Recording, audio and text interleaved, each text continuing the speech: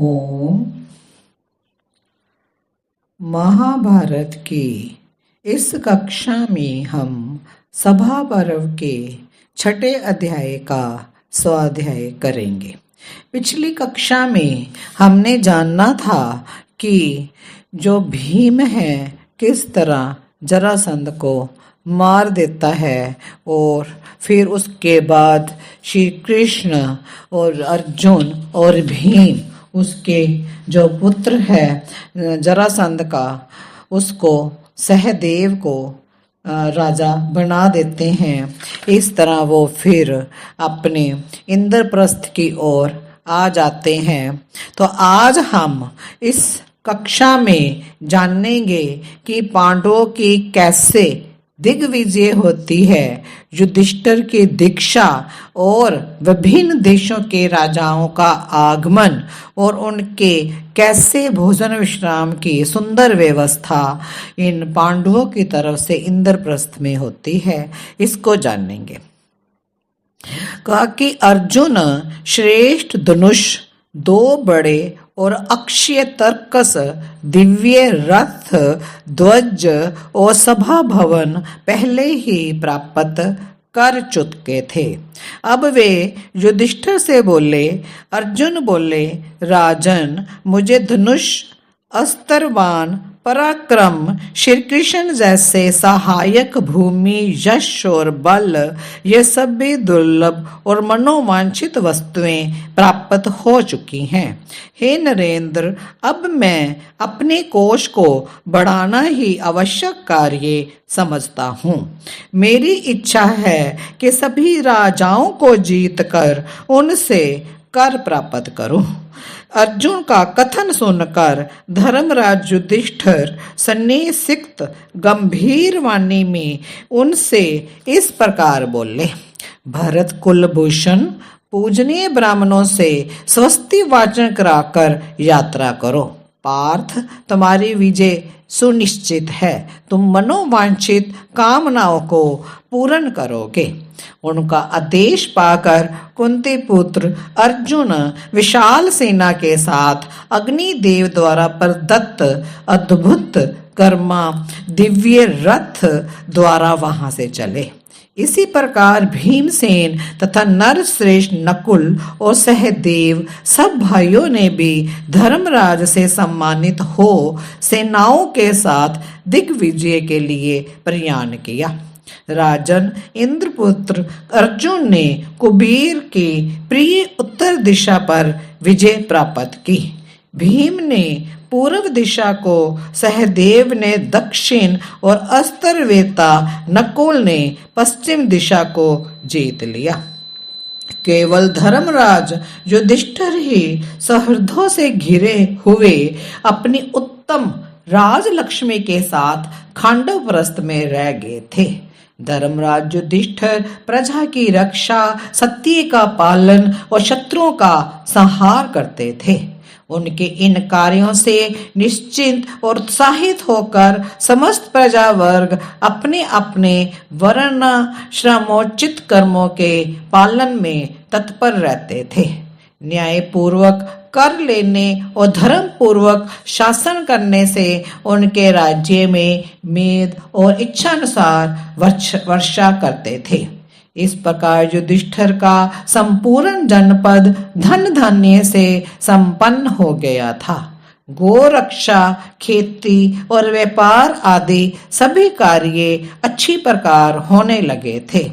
विशेषतः राजा की सुव्यवस्था से ही ये सब कुछ उत्तम रूप से संपन्न होता था। धर्मशील युधिष्ठिर के राज्य में अनावृष्टि, अतिवृष्टि, व्याधि, रोग और आग लगने आदि उपद्रवों का नाम तक नहीं था।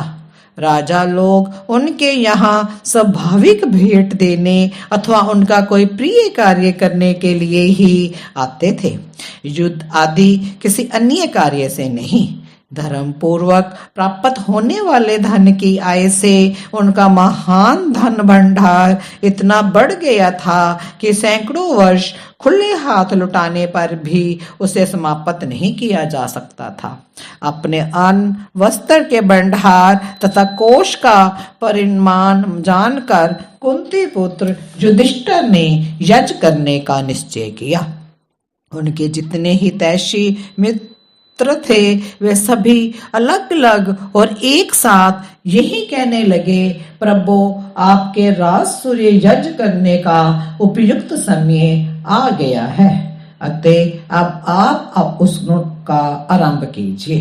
वे सुहृद जन इस प्रकार की बातें कर ही रहे थे कि उसी समय श्री कृष्ण धर्मराज युधिष्ठिर के लिए नाना प्रकार के रत्नों की भेंट लेकर वहां आ पहुंचे। नरश्रेष्ठ जन्मेजय राजा युधिष्ठिर अति प्रसन्न होकर उनसे मिले। उनका विधि पूर्वक स्वागत सत्कार करके कुशल मंगल पूछा।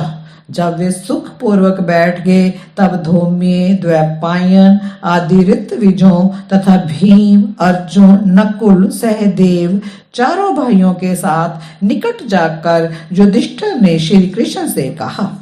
युधिष्ठिर बोले, हे श्री कृष्ण, आपकी कृपा से आपकी सेवा के लिए सारी पृथ्वी इस समय मेरे अधीन हो गई है। वार्ष्णे, तुम मुझे धन भी खूब प्राप्त हो गया है। हे महाबाहु दारशाह, अब मैं आप तथा अपने छोटे भाइयों के साथ यज्ञ करना चाहता हूँ। इसके लिए आप मुझे अनुमति प्रदान कीजिए। श्री कृष्ण ने कहा, हे राज सिंह, आप सम्राट होने के योग्य हैं, अतः आप ही इस महान यज्ञ की दीक्षा ग्रहण कीजिए। आपके दीक्षा लेने पर हम सब कृतकृत्य हो जाएंगे। आप अपने अभीष्ट यज्ञ को आरंभ कीजिए।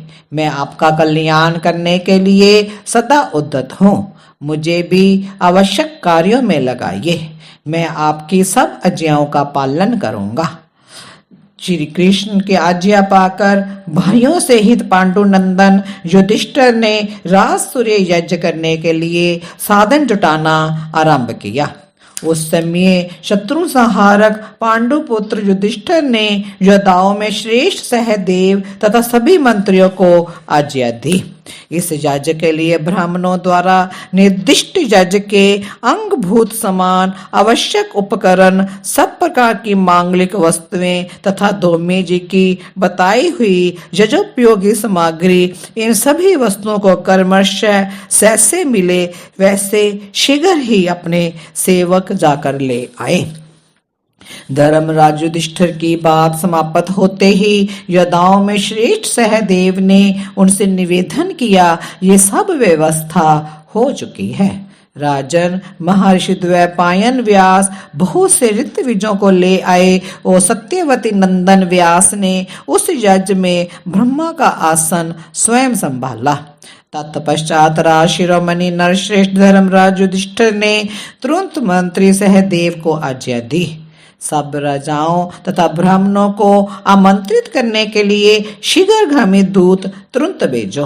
राजा की आज्ञा पाते ही सहदेव ने दूतों को भेजा और कहा कि तुम लोग सभी राज्यों में घूम घूम कर वहां के राजाओं, ब्राह्मणों, वैश्यों तथा सब माननीय शूद्रों को निमंत्रित करो और उन्हें बुलाकर ले आओ। हे भारत, तत्पश्चात वहां आए हुए सब ब्राह्मणों ने ठीक समय पर कुंती पुत्र युधिष्ठिर को राज सूर्य यज्ञ की दीक्षा दी। यज्ञ की दीक्षा लेकर धर्मात्मा धर्मराज युधिष्ठिर बहुत से ब्राह्मणों से घिरे हुए यज्ञ मंडप में गए। तब पुरुषोत्तम राजा युधिष्ठिर ने भीष्म, द्रोणाचार्य, धृतराष्ट्र, विदुर, कृपाचार्य तथा दुर्योधन आदि सब भाइयों तथा अपने में अनुराग रखने वाले अन्य जो लोग वहां रहते थे, उन सबको बुलाने के लिए पांडुपुत्र नकुल को हस्तिनापुर भेजा। युद्ध विजयी पांडुपुत्र नकुल ने हस्तिनापुर में जाकर भीष्म और धृतराष्ट्र को निमंत्रित किया। तदंतर उन्होंने अत्यंत सत्कार पूर्वक आचार्य, प्रमुख आदि को भी निमंत्रण दिया। वे सब लोग अति प्रसन्न होकर ब्राह्मणों को आगे करके उस यज्ञ में गए। हे भारत, धर्मराज युधिष्ठिर और उनकी सभा को देखने के लिए समस्त दिशाओं से सभी क्षत्रिय वहां आए। धृतराष्ट्र, भीम, महाबुद्धिमान विदुर, दुर्योधन आदि सभी भाई, गंधार राज सुबल, महाबली शकुनी, बलवान राजा शल्य, महाबली वहल्लिक, अश्वत्थामा, कृपाचार्य, द्रोणाचार्य, सिंधुराज जयद्रथ पुत्रों सहित महाराज द्रुपद, राजा शाल, प्राग ज्योतिषपुर के नरेश, महारथी भगदत्त तथा नाना जनपदों के शासक, राजा एवं राजकुमार उस यज्ञ में पधारे थे।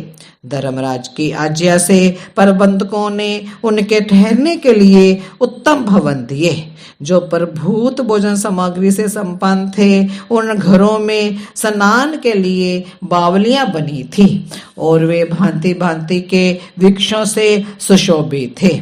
जनमेजय उस समय राजाओं, ब्राह्मणों और महर्षियों से भरा हुआ ये यज्ञ मंडप देवताओं से भरे पूरे स्वर्ग लोक के समान शोभा पा रहा था। इस तरह हमने सभा पर्व के छठे अध्याय में देखा कि युधिष्ठिर ने कैसे राजसूय यज्ञ करने की पूरी तैयारी कर ली है और उस यज्ञ में ब्रह्मा का आसन सत्यवती नंदन व्यास जी ने संभाला है और नकुल हस्तिनापुर जाकर सबको जो धृतराष्ट्र, भीष्म पितामह, दुर्योधन और शकुनी, शल्य, इन सभी को आमंत्रित करके आए हैं। इस तरह ये सारा मंडप सभी उस यज्ञ में सम्मिलित हो गए हैं और स्वर्ग लोक के समान ये सारा यज्ञ मंडप शोभा पा रहा है। आज इतना ही छठा अध्याय समाप्त हुआ। ओम शांति शांति शांति।